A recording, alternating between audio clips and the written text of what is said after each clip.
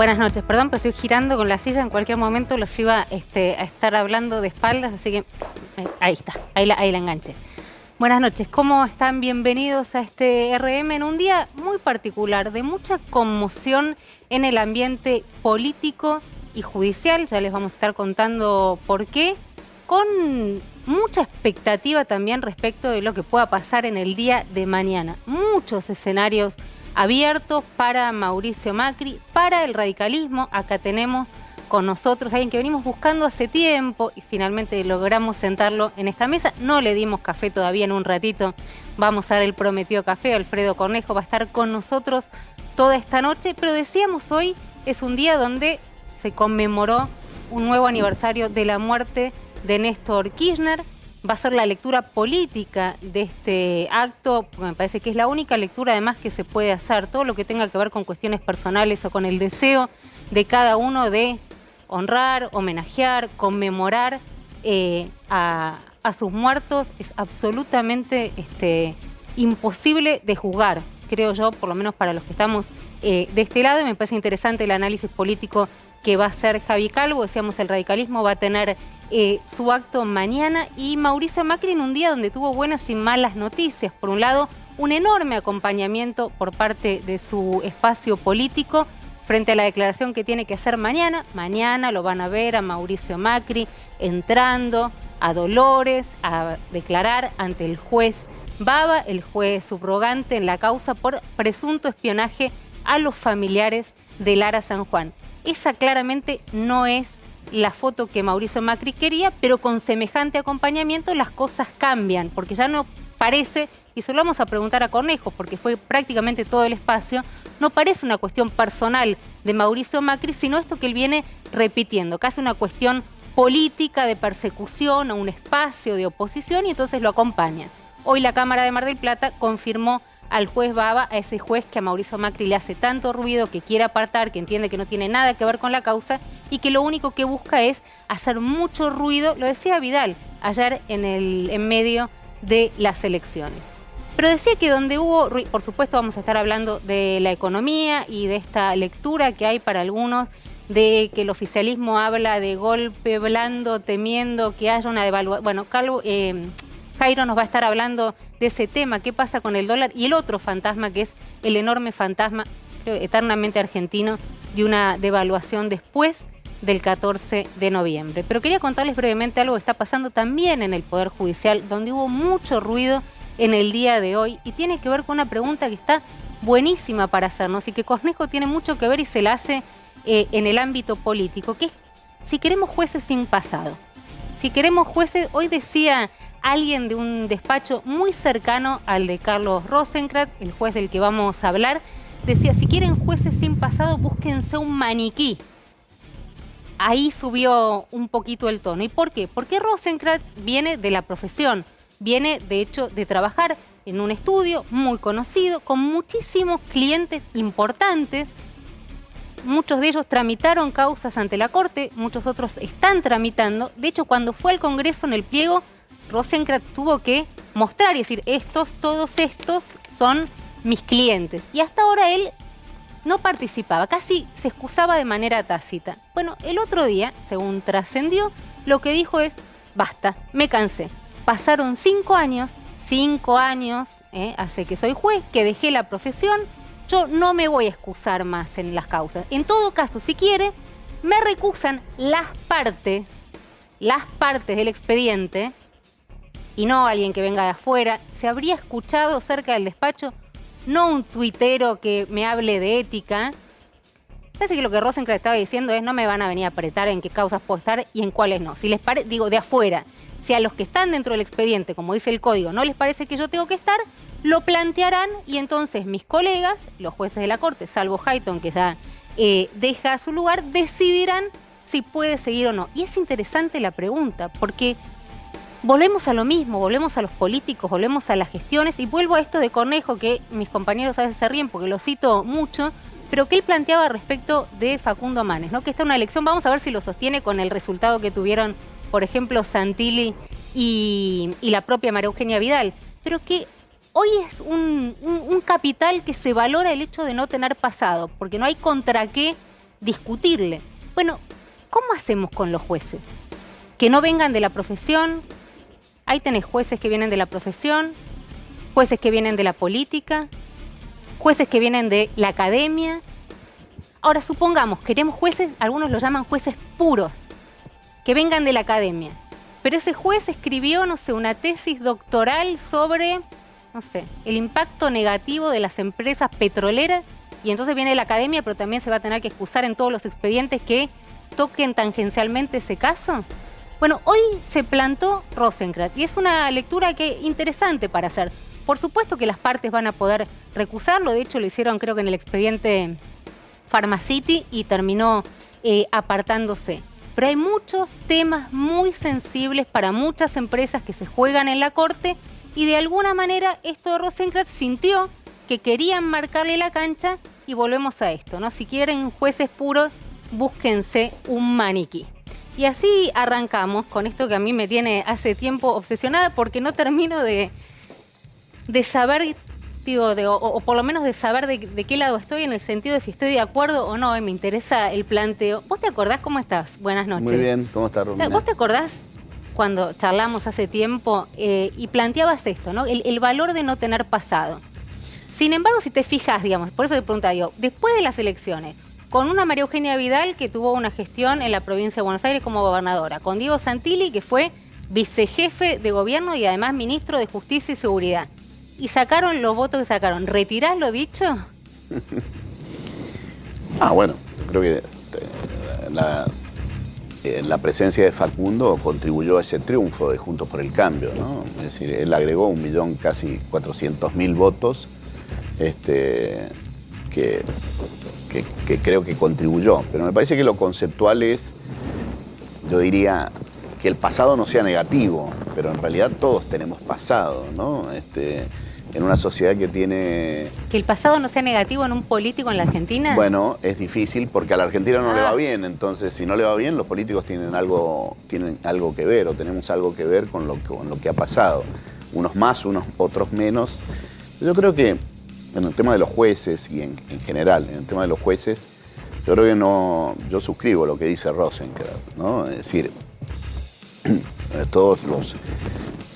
siempre cuando se designa un juez hay determinados criterios, es decir, si proviene de la academia, si proviene de dónde proviene, cuáles son sus antecedentes.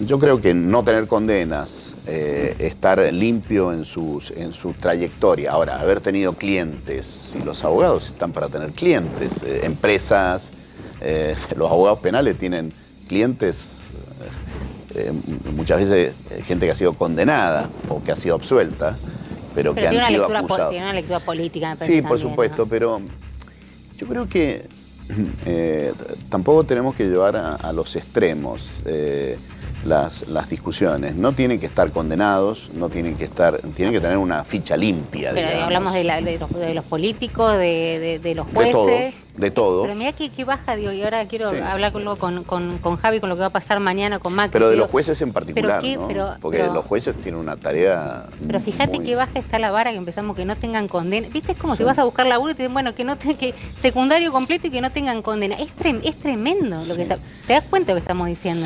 Sí. Diría yo que en el marco del deterioro que tiene la Argentina seamos realistas, es como la economía en negro. Cuando todos sabemos que hay un 40% de la economía en negro, pensemos si todo el mundo está en blanco, ¿no? Y la verdad es que buena parte de los argentinos funciona también en negro, ¿no? Entonces el tema sistémico tiene que ver con las condiciones que uno le atribuye a cada uno de los actores también, ¿no? Javi, mañana... Yo sé que es duro, pero me parece que tenemos que sincerar. Pero entendés, pienso en los que nos están viendo del otro lado y dicen, pero imagínate si para un laburo me pidiesen que no te... Doy por descontado, digamos, que la gran mayoría de los argentinos no tiene una condena penal vinculada a causa del Estado. ¿Qué sé yo? No sé, ¿viste? Bueno, de hecho ocurre, ¿no?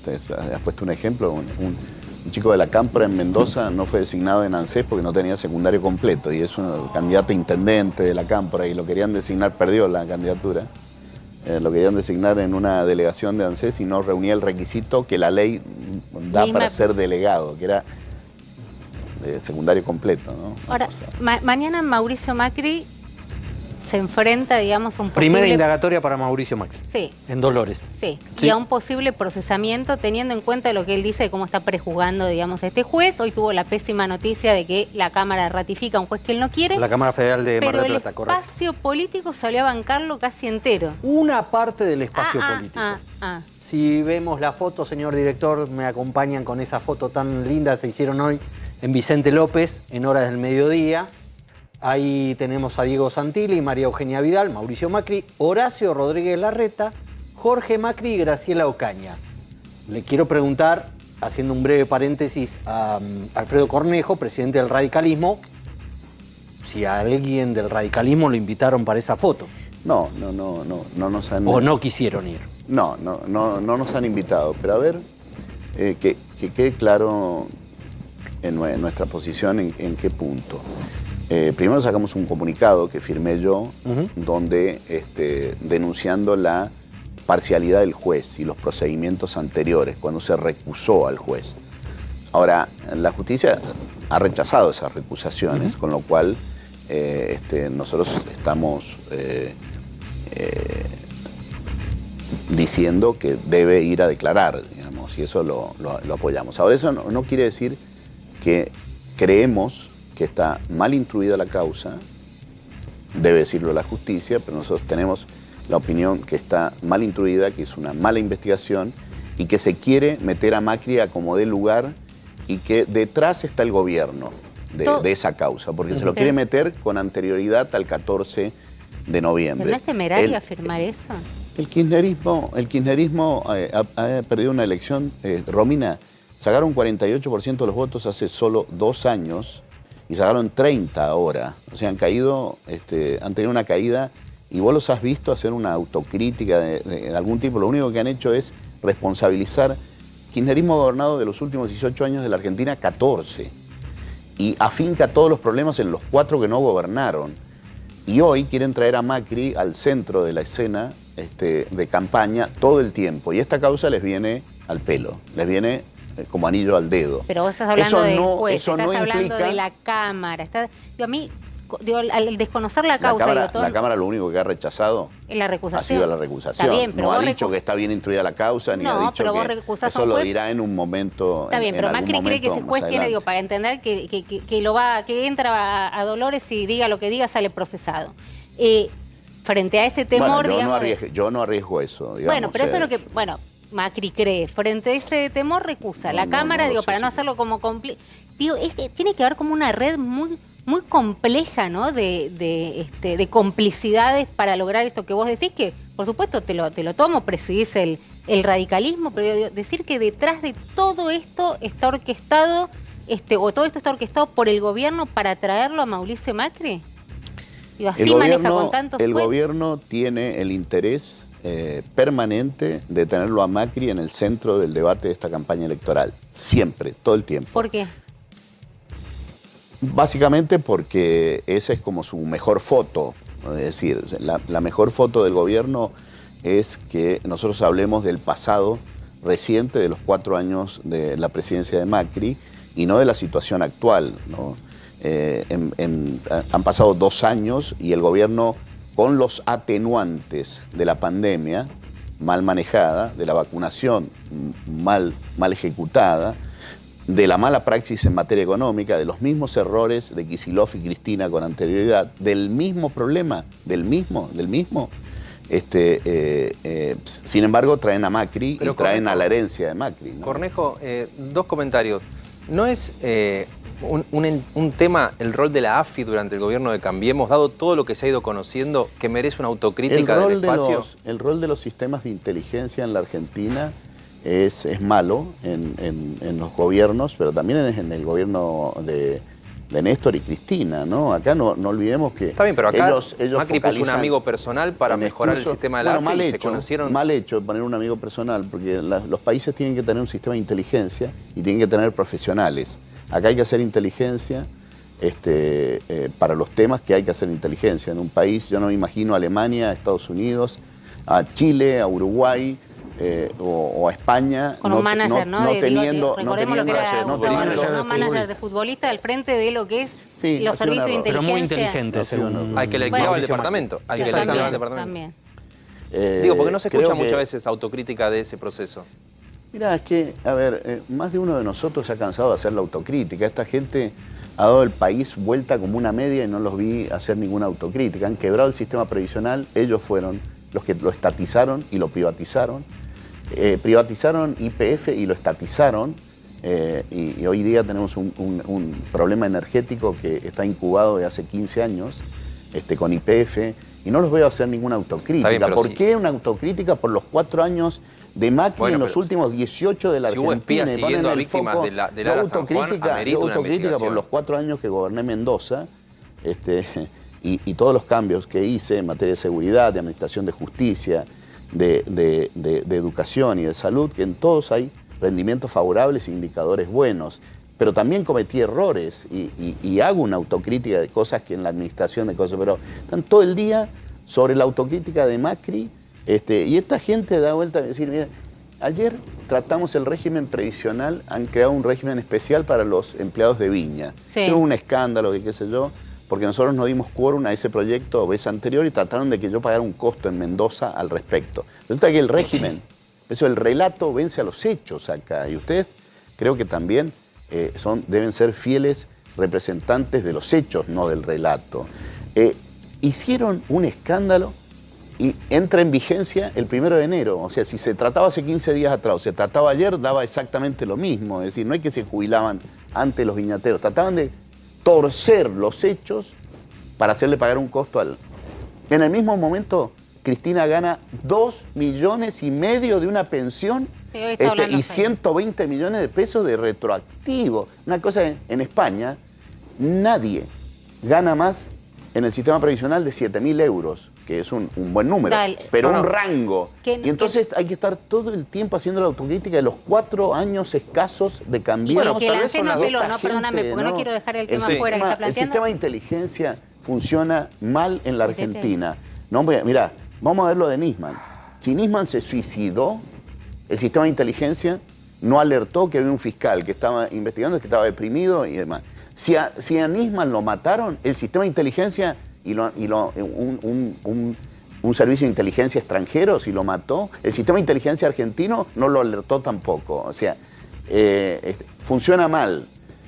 Ahora, derivado de eso, que haya jueces que estén con lo de Lara San Juan enfocado en tratar de involucrarlo al presidente en el sistema de inteligencia, bueno, por lo menos pongámosle... Sí, le puedo poner comillas. Es un escándalo y comparto la doble jubilación de Cristina, que el ANSES no haya apelado, apela a todos los juicios provisionales de cualquier jubilado, que opine el procurador del Tesoro. ¿Pero sabes cuánto gana un jubilado? No, claro, tiene una mínima de 25 lucas y la vicepresidenta va a llevarse pensión por expresidente y por viuda de Néstor Kirchner de casi 3 millones de pesos por mes. Para mí es un escándalo y entiendo... Pero por mes, contá, digo, no es retroactivo que se lo va a llevar una sola vez. No, después está la discusión de retroactivo vinculado con nada. Esto es sumando 2 beneficios provisionales, casi 3 millones de pesos por mes. Que uno debería anular al otro, supuestamente. Que probablemente, la ley, pero supongamos que legalmente... No, igual correcto. Es interesante que la ley 24018, que es la ley de las pensiones no contributivas, establece que es incompatible, si vos tenés la jubilación de expresidente, tener otra.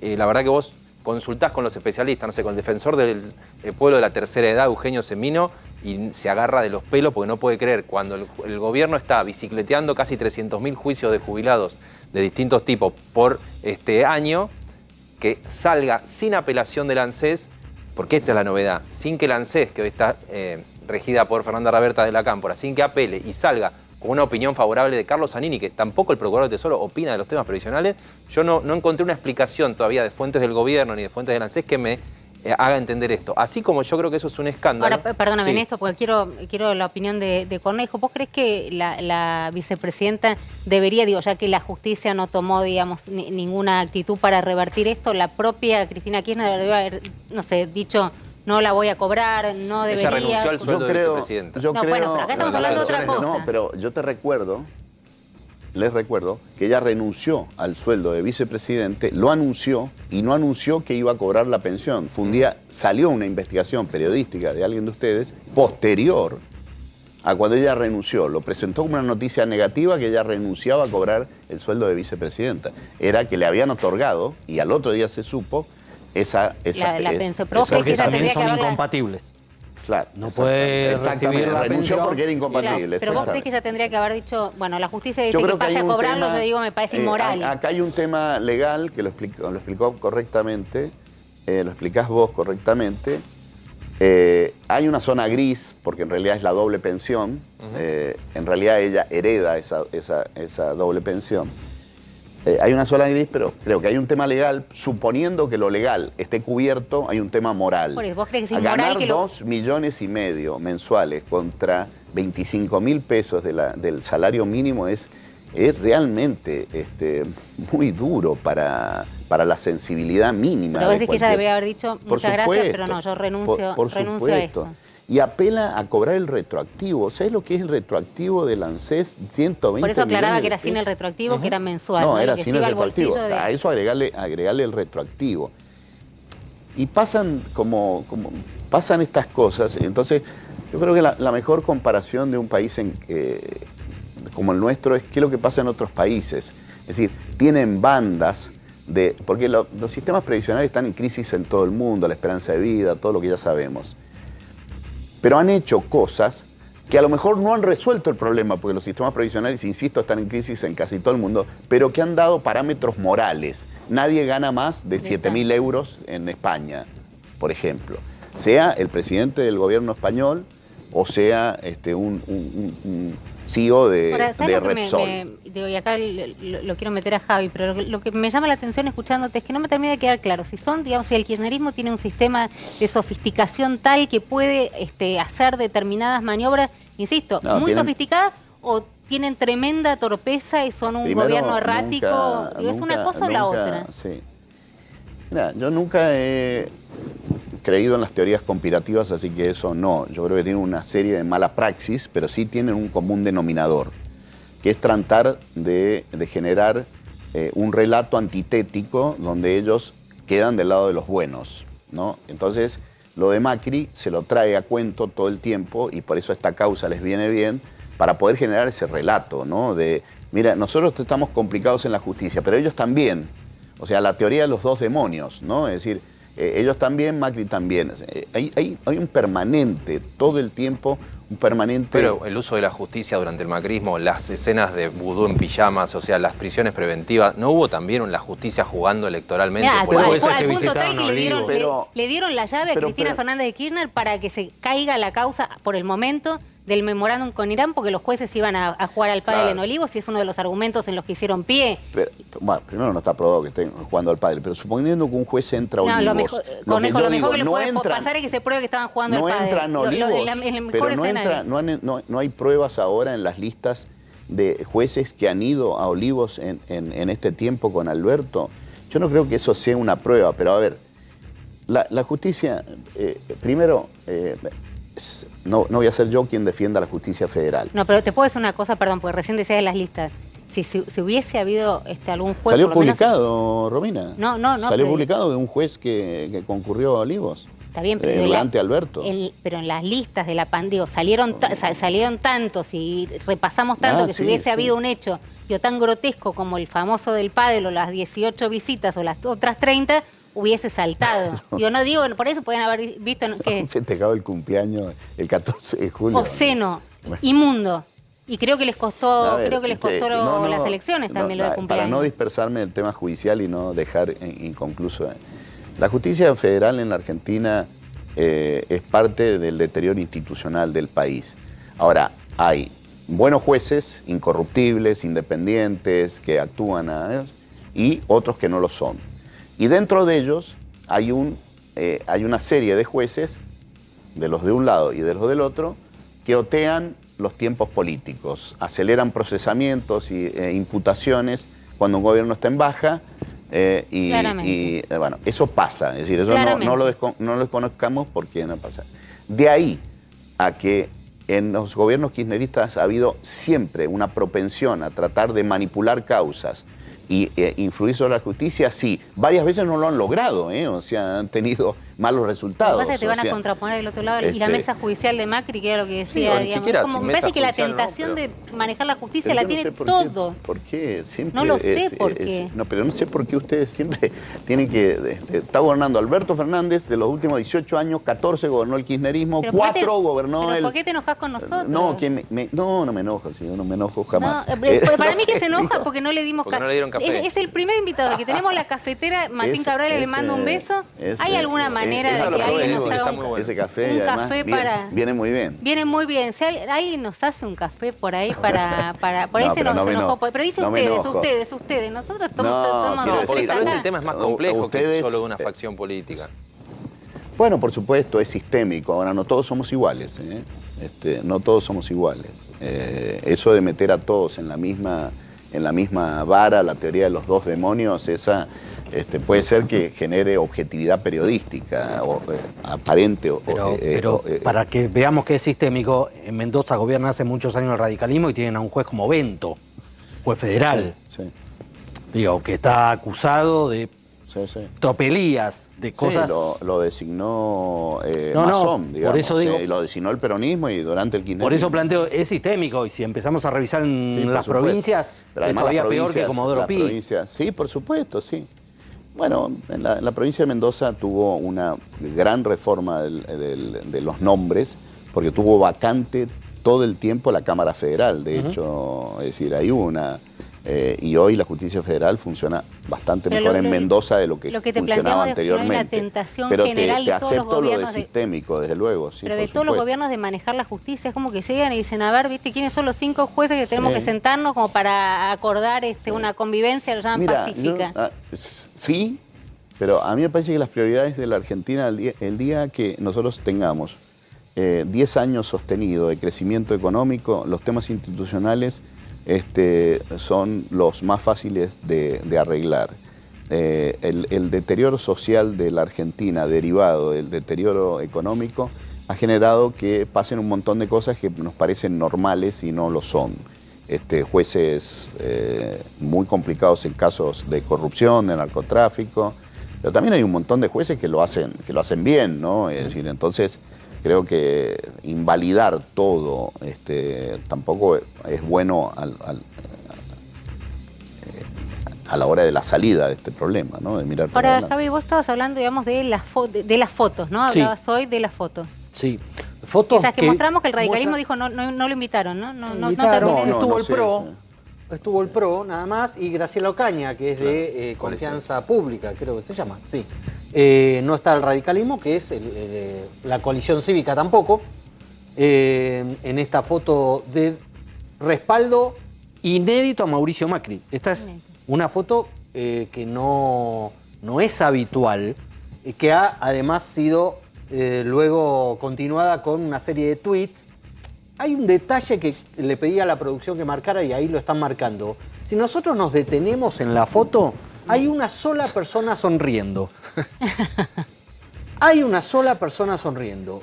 Todos con cara de velorio, salvo Mauricio Macri, ¿no? Pero eso es una espera, porque yo no veo un pomo, pero eso claro, bueno, pero cómo se... Todos están muy serios, mirá Santilli, mirá Vidal, mirá Larreta, mira como, ¿qué quieres decir con mirá eso? Jorge Macri, mirá Graciela Ocaña, diciendo, y estamos acá, ¿no? Tal vez lo encandila el sol un poco. No, en una de esas están ahí obligados, no quiero pensar que están obligados, que no les quedó otra, que se están comiendo ese garrón.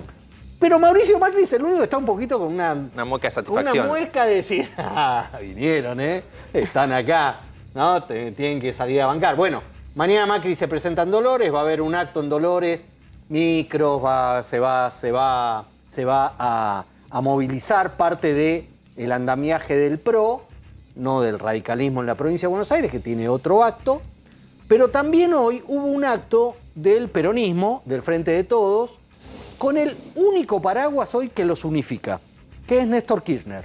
En todo lo demás están en desacuerdo, pero en Néstor Kirchner todos coinciden en que ese sea el paraguas para mostrarse como un camino de unidad o de mostrarse juntos. ¿Por qué? Porque vienen de una muy fea experiencia interna que fueron los actos de los movimientos sociales, el movimiento Evita que lo organizó en la cancha de Nueva Chicago y del acto del 17 de octubre en Plaza de Mayo, básicamente organizado por la Cámpora, donde quedaron ahí heridas, quedaron mala organización, ¿por qué no nos juntamos todos? ¿Por qué no hicimos? Bueno, se pusieron de acuerdo, la Cámpora del Movimiento Evita armó este escenario hoy en Deportivo Morón, en el oeste de la provincia de Buenos Aires. Mucha gente, movilización obviamente de intendentes, de la Cámpora, mucha gente, de barrios de pie, de diferentes movimientos sociales, el Movimiento Evita. Solo habló Alberto Fernández. Cristina Fernández no estuvo, obviamente, nunca va a los actos donde se homenajea o se conmemora a su difunto marido.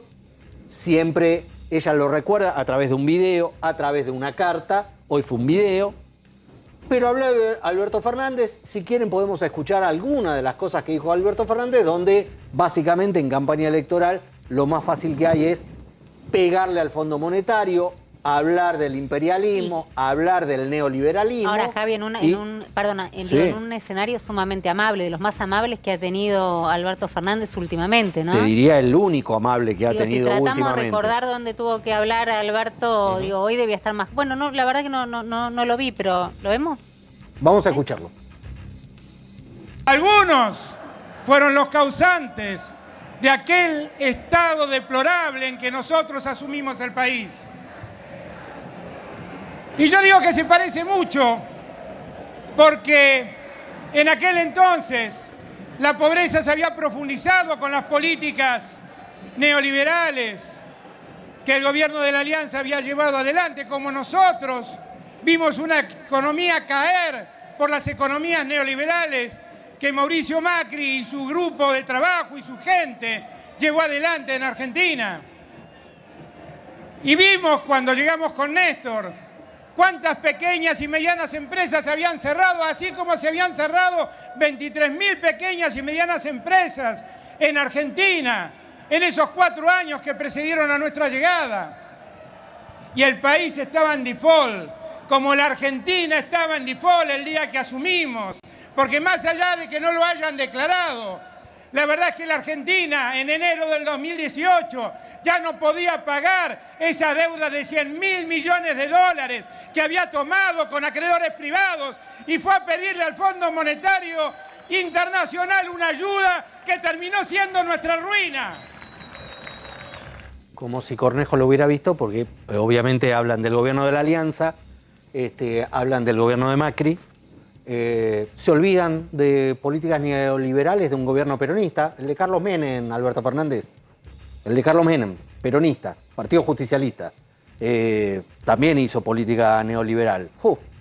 Si no, el 2001 es todo de la Rúa. Bueno, detalles en campaña electoral que pasan. Digo, no, ¿qué necesidad, no? Porque, digo, vuelvo a insistir, en un ambiente más que amable, donde se conmemoran los 11 años de la muerte de Néstor Kirchner, tal vez el tono podría haber sido otro. Sin embargo, digo, Conejo dice, lo traen a Macri y vuelven sobre el tema Macri y el fondo, en un tema, digo, que viene siendo recurrente, ¿no? Porque manifiestan ellos que son el establishment, lo decía De Vidal, que estuvo ayer con nosotros, y nosotros, por el frente de todos, que somos el pueblo y que no vamos a pagar ninguna deuda hambreando a los argentinos. Bueno, ya la estamos pagando, ¿no? Hace mucho que estamos pagando deudas que han contraído en el gobierno de Cristina, de Kicillof, en los acuerdos de Kicillof, y acuerdos anteriores, la reestructuración de la Baña con Néstor Kirchner y deudas anteriores de la continuidad jurídica del Estado, ¿no? El tema de la deuda está muy remanido. Pero la verdad que la Argentina tiene un problema de crecimiento. El día que crezcamos, la deuda va a pasar a ser un tema menor. Todas las deudas se están roleando en el mundo, se están renegociando, y la Argentina, hasta el Fondo Monetario, le va a dar, le va a permitir pagar en plazos mucho más largos. Pero parece que esa es la grieta, ¿no? Digo, pero la predisposición no es lo... Mire, a esta gente que hay que guiarse con ellos por lo que hacen y no por lo que dicen. Y Alberto Fernández tiene un problema ya, su palabra, su credibilidad está muy, muy baja. Pero paralelamente que ellos convocan un acuerdo a la oposición, hacen este diagnóstico. Paralelamente que tratan de mostrarse moderados, te dicen anti-argentino. Te dicen anti-argentino. La verdad es una cosa muy esquizofrénica. Van a Nueva York, Estados Unidos, hacen desayunos en el Council of America, o se reúnen con los bonistas y les dicen que van a arreglar este problema, que ese acuerdo es inminente, que no sé qué, y hacen actos de la cámpora insultando al Fondo Monetario. Es decir, es una esquizofrenia rara de entender, ¿no? Yo creo que acá hay un error de origen, que esta gente, por eso no creo que seamos lo mismo, esta gente está unida por puro poder, solo y exclusivamente por conquistar el poder y conservarlo. La diferencia es entre gente que parece marginal, pero después termina siendo muy influyente, con otros del Frente de Todos, por ejemplo, Grabois, Vallejo, Delía, no creen en el derecho de propiedad. Y Guzmán sí cree en el derecho de propiedad. Pero vos decís que tiene el mismo peso, digamos, la opinión de Guzmán que de Delía, que Vallejo. No tienen ministerios. ¿Que Grabois? No tienen ministerios, Romina, pero influyen sobre la cultura decisional de Alberto Fernández, de Cristina, de la Cámpora. Todo ese mensaje, todos esos actos de la Cámpora contra el Fondo Monetario hacen cultura. ¿Cómo tomar una decisión de un acuerdo con el fondo después de actos de ese tipo? Las posiciones de como esos ellos que mismos son hablándole a los marginales. propios así, Exactamente, mire, van y después se sientan y arreglan. Pero si no, mira el audio de Vallejo. El audio de Vallejo dice cosas que algunos de nosotros... supuestamente filtrado. Bueno, supongamos que fue filtrado. Ahora, lo que dice, lo piensa, dice que perjudicaron a los jubilados en esa reforma previsional, lo dice ella. Y eso fue lo que quedó claro con la actualización de las jubilaciones.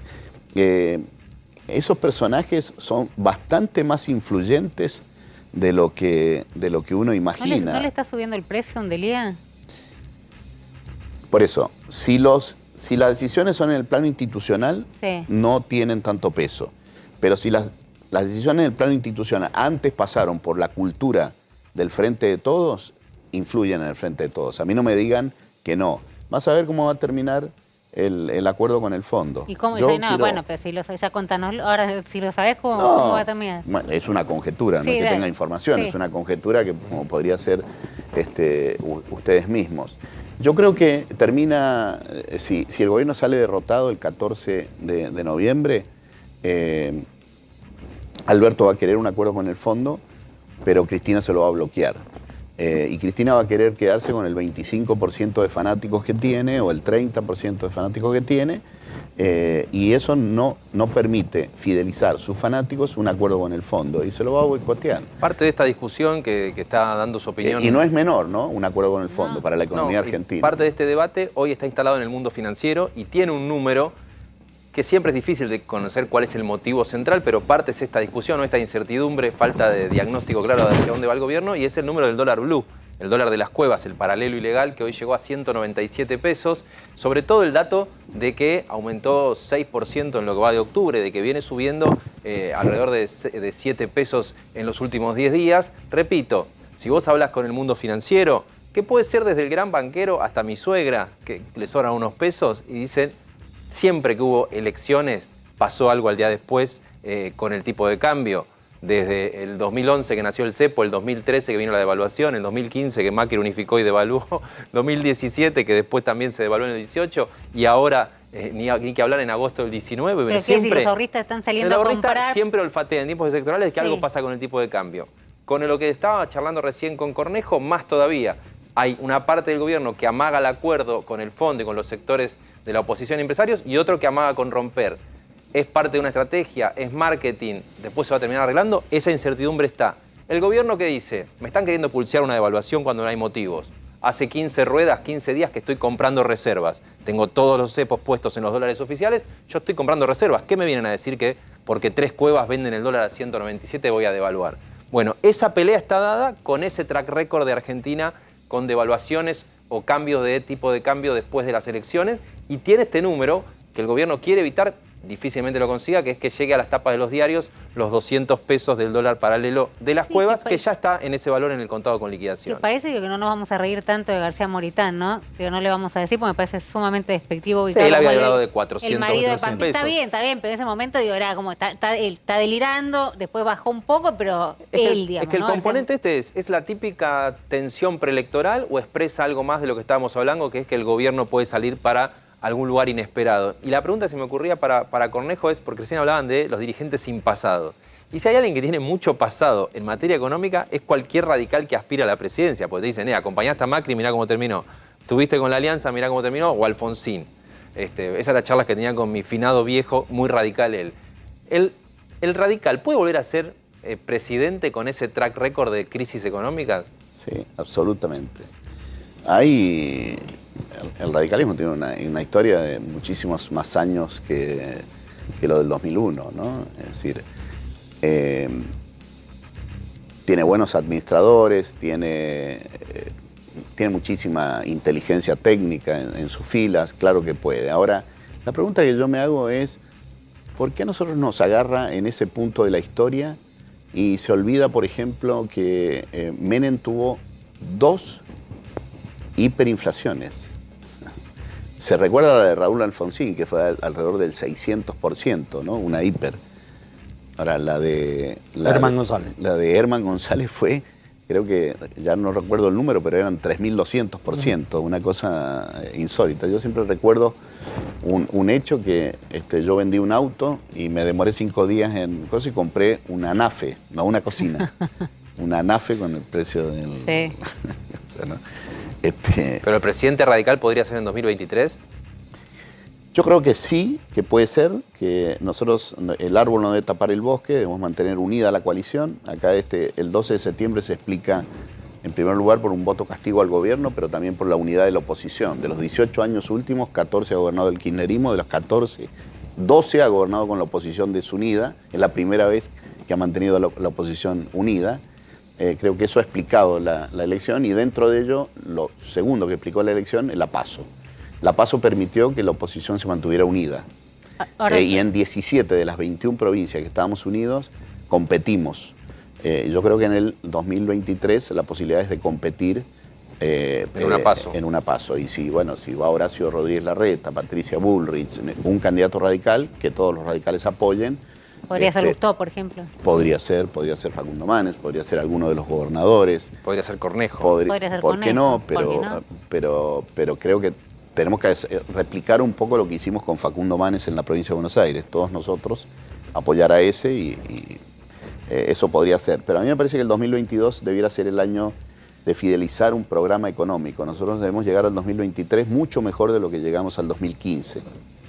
Y el 2023 recién debería ser el de las candidaturas, ¿no? Yo creo que nadie debe apresurarse con tener un candidato a presidente en el 2022, porque además el país, si el gobierno sale derrotado el 14 de noviembre, va a estar en un nivel de incertidumbre y de zozobra importante por mucho tiempo. Eso, ¿no? Convocan al diálogo, un diálogo que acá distintos referentes de la oposición dijeron no compramos, no creemos, no hay garantes. Y yo te escucho, por ahí me equivoco, pero hablas como lo llamás a esta gente, ¿no? Como con cierto, no sé si es cierto tono despectivo, me llama la atención cómo te referís. Digo, en ese marco, ¿hay algún interlocutor que vos consideres válido dentro del kirchnerismo o no hay con quién hablar?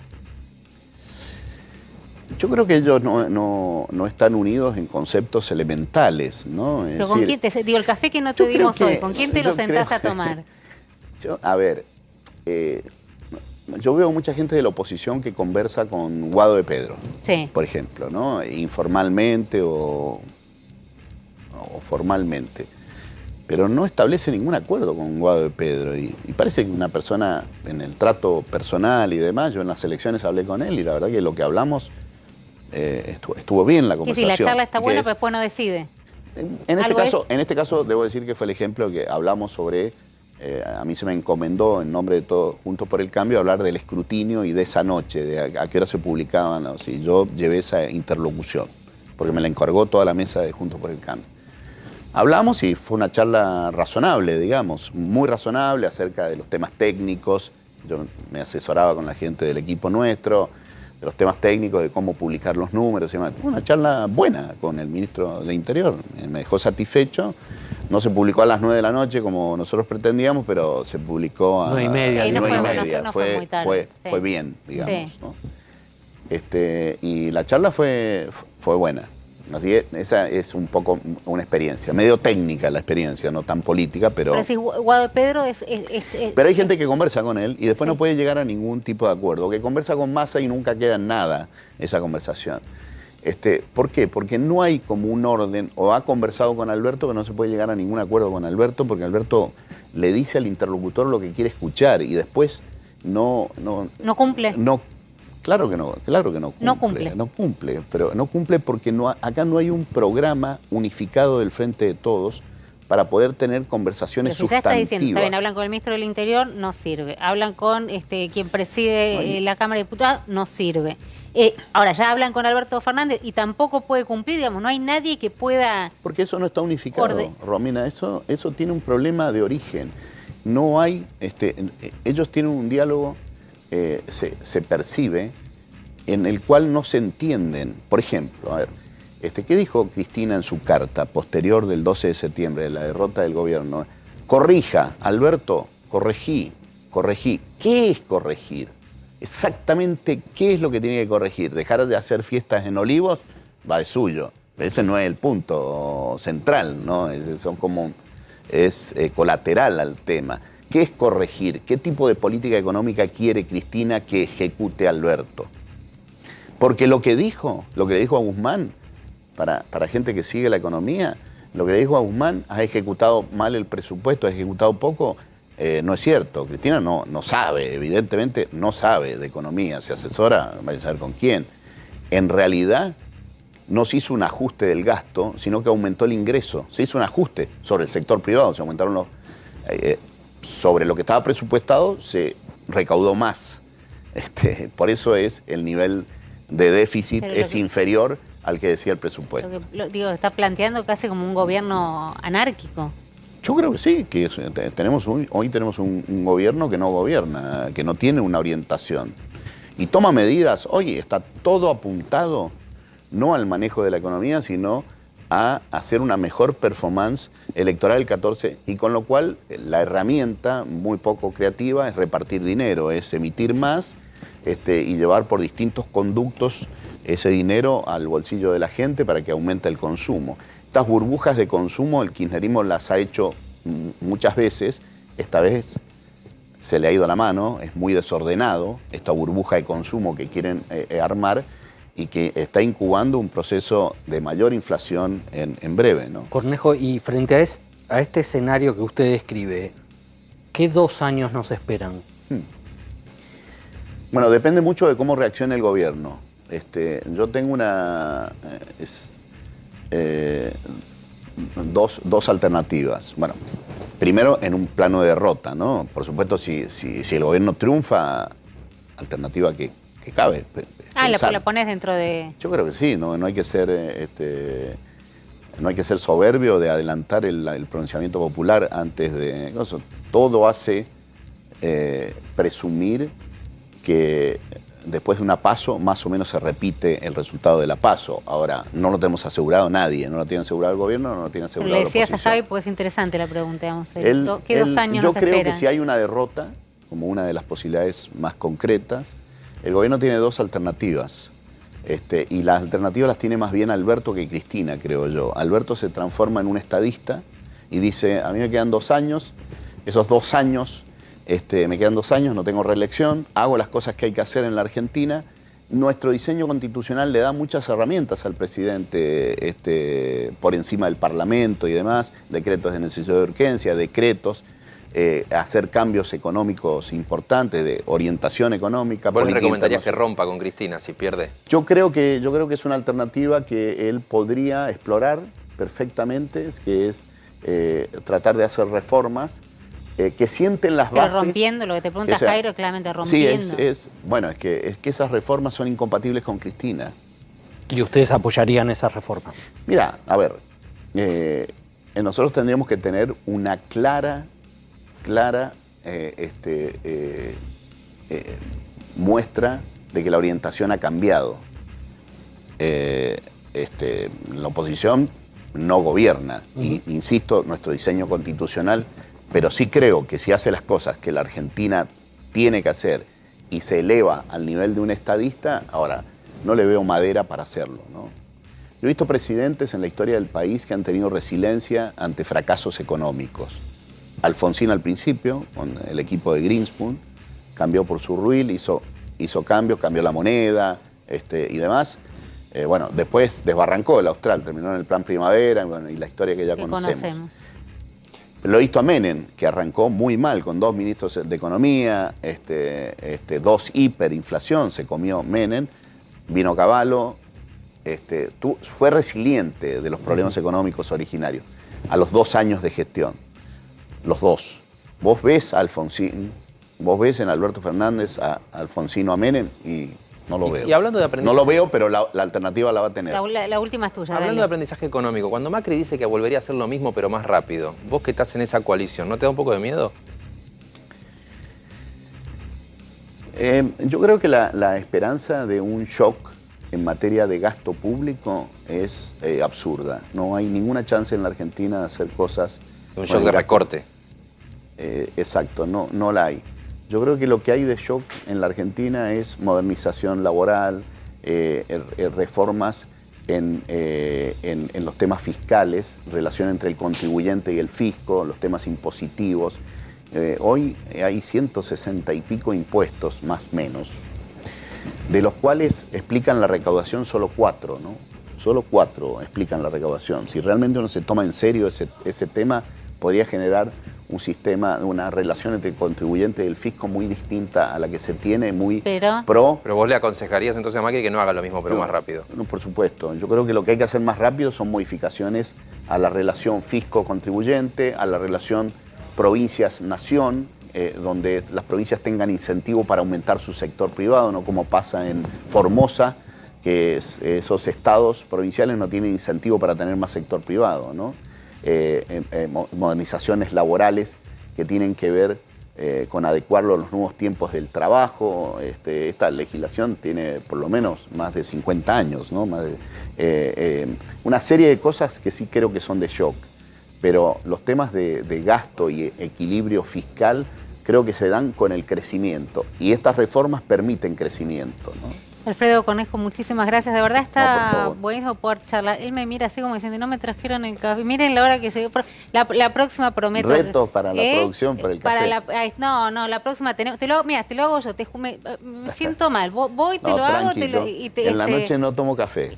Tomo me mucho hubieras en el empezado día. por ahí. Yo soy una madre judía culposa y me vengo sintiendo mal de que arrancó el programa porque no tenías el café. ¿Por qué no me decías? Es para que no estuviese Abrimos un vino la próxima vez, mendocino. La próxima traemos un vino mendocino. Que me la pase mal, todo el programa pasándomela mal y ahora me terminas diciendo, sabía de lo que es esta gente, lo que es esta gente. Señores, señoras, nos vemos mañana, ¿a qué hora? A las 10. A las 10. 22 horas. Mañana a las 22 horas va a estar alguien acá de quien Conejo estuvo hablando bastante. Sí, pero no digo nada más porque por ahí se nos cae, invitado que se menciona, invitado que se cae, así que no... Pero atención con lo que dijo Conejo hoy, porque le pegó, así que mañana van a ver estas declaraciones de Conejo a la persona que va a estar acá sentada a ver qué contesta. Hasta mañana a las 10, gracias.